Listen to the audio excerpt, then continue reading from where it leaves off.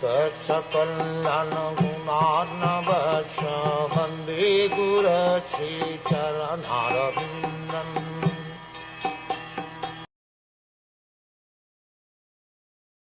Surrendered souls, even from groups leading sinful lives, such as women, the labourer class, the mountaineers and the Siberians, or even the birds and beasts, can also know about the science of Godhead and become liberated from the clutches of the illusory energy by surrendering unto the pure devotees of the Lord and by following in their footsteps in devotional service.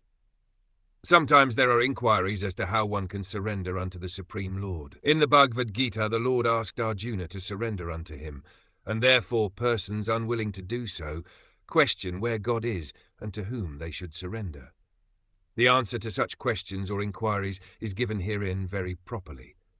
The personality of Godhead may not be present before one's eyes, but if one is sincere in wanting such guidance, the Lord will send a bona fide person who can guide one properly back home, back to Godhead. There is no need of material qualifications for making progress on the path of spiritual realization. In the material world, when one accepts some particular type of service, he is required to possess some particular type of qualification also. Without this, one is unfit for such service. But in the devotional service of the Lord, the only qualification required is surrender. Surrendering oneself is in one's own hand.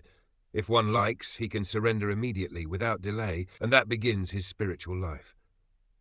The bona fide representative of God is as good as God himself. Or in other words, the loving representative of the Lord is more kind and more easy to approach. A sinful soul cannot approach the Lord directly, but such a sinful man can very easily approach a pure devotee of the Lord.